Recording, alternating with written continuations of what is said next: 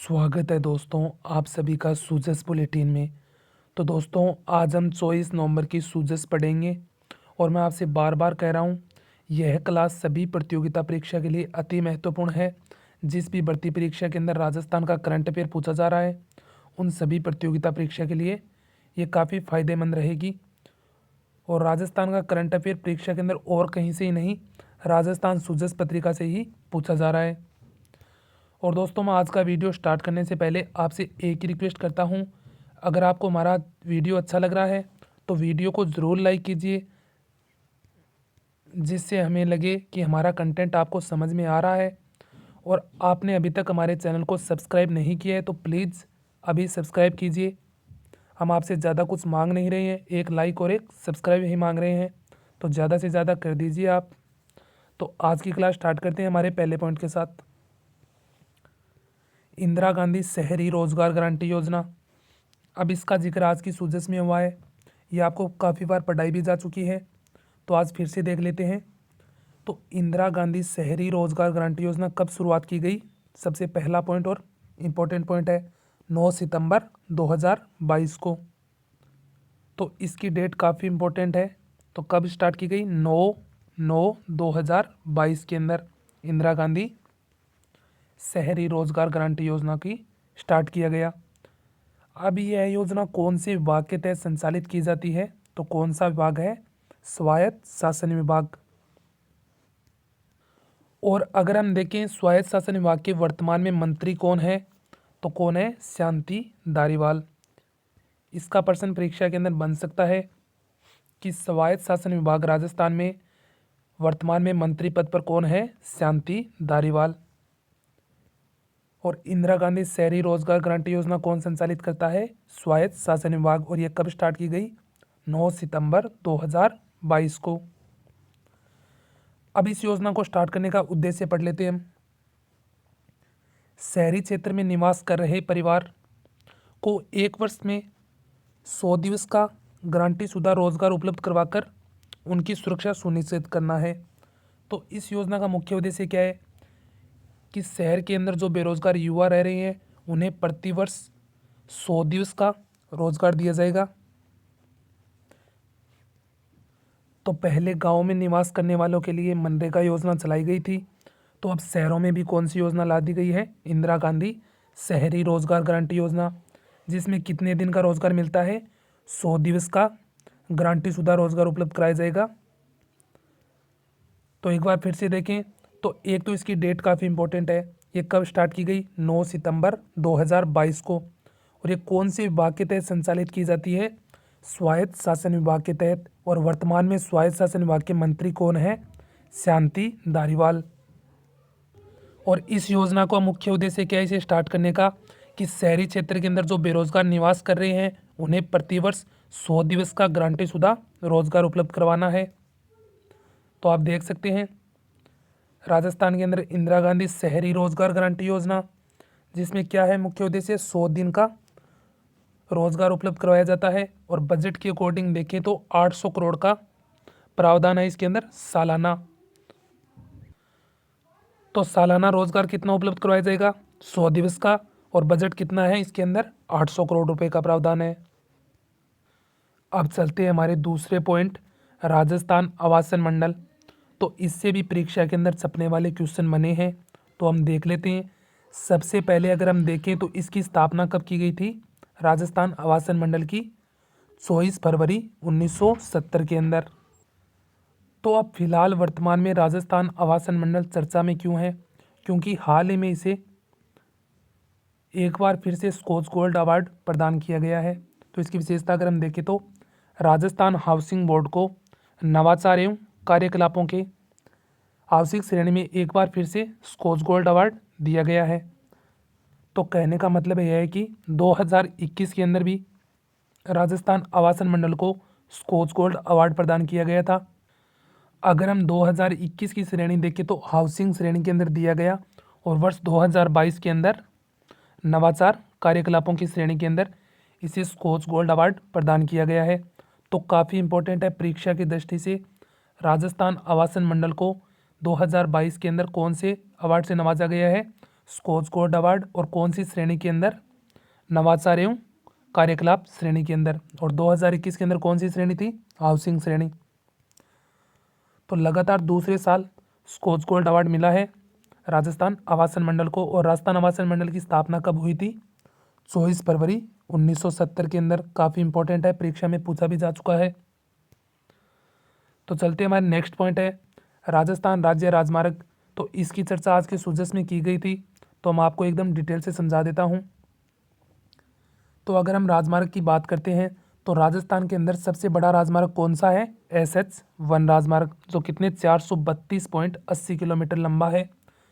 वहीं सबसे छोटे राष्ट्रीय राजमार्ग की बात करते हैं तो राजस्थान के अंदर कौन सा है? एक तो SH90B है और एक SH49 है। दोनों एक ही किलोमीटर के 15.5 और 15 किलोमीटर। तो सबसे बड़ा राज्य उच्च मार्ग की बात करते हैं तो कौन सा है? SH1। और छोटे की बात करते हैं तो SH90 और 49, जो 15 किलोमीटर के हैं। और सबसे बड़ा कितना लंबा है? 432.80 किलोमीटर। अब ये जो नेक्स्ट पॉइंट है ये काफ़ी इंपॉर्टेंट है परीक्षा की दृष्टि से, तो आप इसको ज़रूर याद रखें। और काफ़ी बार परीक्षा के अंदर पूछा भी जा चुका है कि आर्थिक समीक्षा 2021 और 22 में राजस्थान में सड़कों की कुल लंबाई कितनी थी? 2,72,959 किलोमीटर। तो आर्थिक समीक्षा के अकॉर्डिंग अगर हम देखें तो कितनी लंबाई थी सड़कों की कुल? 2,72,959 किलोमीटर है। तो काफ़ी इंपॉर्टेंट है। तो राजस्थान के राज्य मार्ग से 3% बन सकते हैं। एक तो राजस्थान राज्य का उच्च मार्ग कौन सा है? SS1, जो कितने किलोमीटर लंबा है? 432.80। और सबसे छोटे की बात करें तो SS90B और SS49, जो 15-15 किलोमीटर के हैं। और आर्थिक समीक्षा के अंदर राजस्थान सड़कों की कुल लंबाई कितनी दर्शाई गई थी? 2,72,959 किलोमीटर थी। तो यह प्रश्न परीक्षा की दृष्टि से काफ़ी इंपॉर्टेंट है, तो इसे आप ज़रूर याद रखें। अब हमारा नेक्स्ट पॉइंट है हाल ही में 140 पाक विस्थापितों को भारत की नागरिकता मिली है। तो आपसे इस तरह से प्रश्न पूछा जा सकता है कि हाल ही में 140 पाक विस्थापितों को भारत की नागरिकता कौन से जिला प्रशासन ने दी है? तो कौन सा है? जोधपुर। जोधपुर के स्थानीय प्रशासन ने इन्हें भारत की नागरिकता प्रदान की गई है। तो परीक्षा की दृष्टि से ऐसे पॉइंट पूछे भी जा सकते हैं, तो आप इन्हें ज़रूर याद रखें। तो 140 पाक विस्थापितों को भारत की नागरिकता कौन सी स्थानीय प्रशासन दी है? जोधपुर स्थानीय प्रशासन ने। और एक अच्छा उत्सव है परीक्षा के अंदर पूछे जाने वाला है मत्स्य उत्सव, जिसका आयोजन कहाँ पे किया जा रहा है? अलवर के अंदर। जो कब से कब तक है? 24 से 27 नवंबर 2022 तक चलेगा। और ये कौन से विभाग के तहत संचालित किया जाएगा? पर्यटन विभाग की ओर से। और अब मैं आपसे पूछूं पर्यटन विभाग की स्थापना कब हुई थी? 1956 के अंदर। तो आपसे पूछा जा सकता है कि मत्स्य उत्सव का आयोजन कहाँ पे किया जाएगा? अलवर के अंदर। और दूसरा पॉइंट है इसकी डेट, जो कब से कब तक है? 24 से 27 नवंबर। और तीसरा इंपॉर्टेंट पॉइंट है ये कौन से विभाग के तहत संचालित किया जा रहा है? पर्यटन विभाग राजस्थान सरकार का। और आपसे अगर प्रश्न पूछा जाए कि पर्यटन विभाग की स्थापना कब हुई थी, तो 1956 के अंदर। तो सभी पॉइंट लेके चल रहे हैं जो परीक्षा में पूछे जाने की संभावना रह रही है। तो मैं आपसे बार बार बोल रहा हूँ यह क्लास सभी प्रतियोगिता परीक्षा के लिए महत्वपूर्ण है, तो आप इसे ज़्यादा से ज़्यादा शेयर करिए अपने मित्रों के साथ। और मैं एक बार फिर से आपसे रिक्वेस्ट कर रहा हूँ, आप चैनल को ज़रूर सब्सक्राइब कीजिए। अगर आपको हमारा वीडियो पसंद आ रहा है तो लाइक करके हमें बताइए ज़रूर, क्योंकि आपका लाइक ही हमारा मोटिवेशन होगा।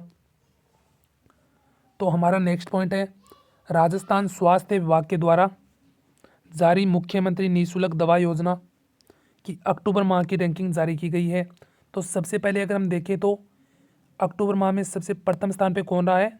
बीकानेर जिला प्रथम स्थान पे रहा है। अब इसके हम संपूर्ण महत्वपूर्ण पॉइंट देखें तो सबसे पहले मुख्यमंत्री निःशुल्क दवा योजना, तो इसकी बात करें तो इसकी स्थापना कब की गई थी? 2 अक्टूबर 2011 को मुख्यमंत्री निःशुल्क दवा योजना चलाई गई थी। तो कब चलाई गई थी? 2 अक्टूबर 2011 को। अब राजस्थान स्वास्थ्य विभाग के द्वारा अलग अलग योजना चलाई जा रही है। इसमें ये एक है मुख्यमंत्री निःशुल्क दवा योजना। तो ये कौन से विभाग के तहत संचालित की जा रही है? राजस्थान स्वास्थ्य विभाग। और इस योजना की संचालन डेट पूछे तो 2 अक्टूबर 2011। तो इसमें प्रति माह एक रैंकिंग जारी की जाती है, जिसमें अक्टूबर माह की रैंकिंग जारी कर दी है। उसमें हमारा बीकानेर जिला प्रथम स्थान पर आया है। वहीं सबसे प्रथम रैंकिंग के अंदर झालावाड़ प्रथम स्थान पर रहा था। और प्रथम रैंकिंग कब जारी की गई थी? जुलाई 2022 के अंदर।